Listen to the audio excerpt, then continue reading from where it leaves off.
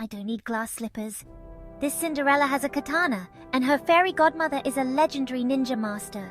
Sakura Village, a mountain village where cherry blossom petals dance in the wind, and traditions run deeper than the roots of ancient trees. There lived a girl named Cinderella, but she was nothing like the Cinderella everyone knows. She was the daughter of a once respected samurai family, but now she lived like a servant under her mean stepmother and stepsisters. At dawn, while her family slept in their silk futons, Cinderella would secretly train. Her father's broken sword, hidden under the floor, was her teacher. With every swing, she felt the weight of her ancestors' pride. Each move held a small promise. I will get it back. That stance is still weak, child. The voice came from nowhere. From the darkness, an old woman appeared. Her silver hair shimmered like moonlight, and her eyes were sharp, like polished blades. I am Yuki-sensei, the last of the Shadow Moon clan. Your father once saved me. I've come to repay that debt. Under Yuki-sensei's guidance, Cinderella's training became harder and harder.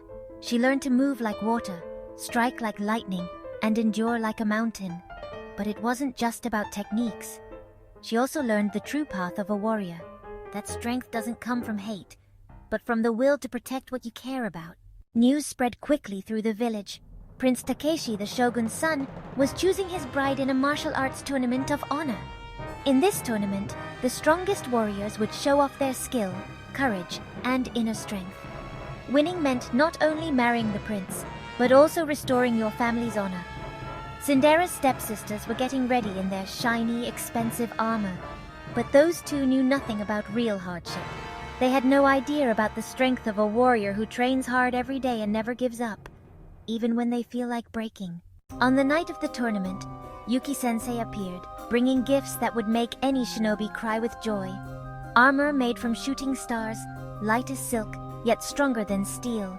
A sword that echoed with the voices of ancient heroes. And most important of all, a mask that could hide her true face until the moment of truth. Don't forget, Cinderella, Yuki-sensei whispered as she faded into the night.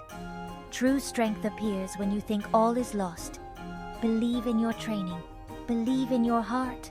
The tournament began with the sunrise. Warriors fell one after another. Their techniques were flashy but empty. Cinderella moved through the tournament like a ghost. Each win was earned through true skill, not just for show. Her boastful stepsisters were defeated quickly at the start. Finally, the last battle. Cinderella's opponent was none other than Prince Takeshi himself. Takeshi wasn't just a noble. He was a seasoned, true swordsman. The audience held their breath as the clash of swords echoed through the arena. But as the battle raged on, Cinderella's mask broke and fell to the ground. A murmur spread through the crowd. The mysterious swordsman was the servant girl no one had ever noticed. Her step-family looked at Cinderella with disbelief. Prince Takeshi slowly lowered his sword, looking at Cinderella with surprise and a hint of delight. I wasn't looking for a bride. I was looking for a true warrior who would fight by my side. Seeing you, I realized that status doesn't matter. As the setting sun illuminated Sakura Village, Cinderella was no longer the forgotten daughter. With courage, effort, and belief in her master and herself, she became a warrior who seized her destiny. Her father's sword, now restored, gleamed in Cinderella's hand. Amidst the falling cherry blossoms, a new story began for the two of them. The path of the samurai. That's what led Cinderella to her true place.